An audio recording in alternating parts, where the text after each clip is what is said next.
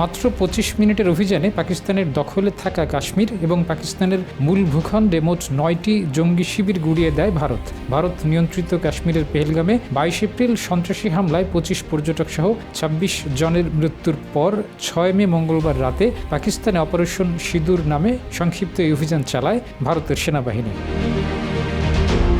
ভারত যেসব ঘাঁটিতে হামলা করেছে তার মধ্যে রয়েছে পাকিস্তানের মূল ভূখণ্ডে থাকা বহাবলপুরে জৈশ-ই মোহাম্মদের মূল ঘাঁটি এবং মুরিদকিতে লস্কর-ই তৈয়বার মূল ঘাঁটি। জৈশের মূল ঘাঁটিতে হামলায় প্রাণ হারিয়েছে সেই জঙ্গি গোষ্ঠীর প্রধান মাসুদ আজহারের পরিবারের 10 জন, যাদের মধ্যে রয়েছে তার ভাই, বোন এবং ভাইয়ের ছেলে। ভারতের এ হামলায় কমপক্ষে 70 জন জঙ্গির প্রাণহানি ঘটেছে বলে জানিয়েছে ভারতের গণমাধ্যম আনন্দবাজার। তবে পাকিস্তানের গণমাধ্যম ডন জানিয়েছে নিহতের সংখ্যা 31 জন।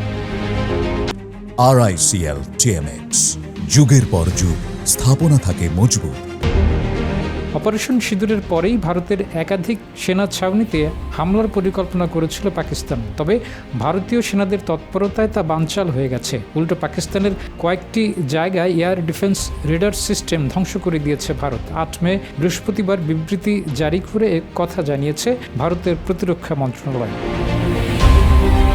সরকারি বিবৃতিতে জানানো হয়েছে, বুধবার রাতে এবং বৃহস্পতিবার সকালে ভারতের 15টি শহরের সেনা ছাউনিতে ড্রোন এবং মিসাইল হামলার ছক কষেছিল পাকিস্তান। তার মধ্যে রয়েছে শ্রীনগর, পঠানকোট, অমৃতসর, লুধিয়ানা এবং চণ্ডীগড়। পাক সেনাদের সেই পরিকল্পনা ভেস্তে গেছে। বৃহস্পতিবার সকালে ভারতীয় সেনারা এর জবাব দিয়েছে। তাতে লাহোর সহ পাকিস্তানের একাধিক জায়গায় এয়ার ডিফেন্স রেডার সিস্টেম ধ্বংস করা হয়। এ কাজে integrated counter UAS grid system ব্যবহার করেছে ভারত।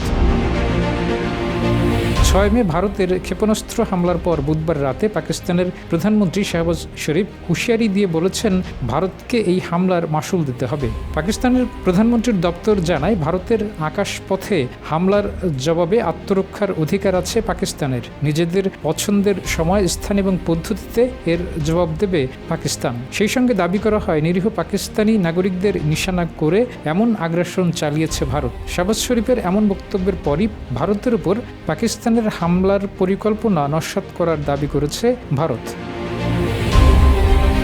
ডেস্ক রিপোর্ট, যা।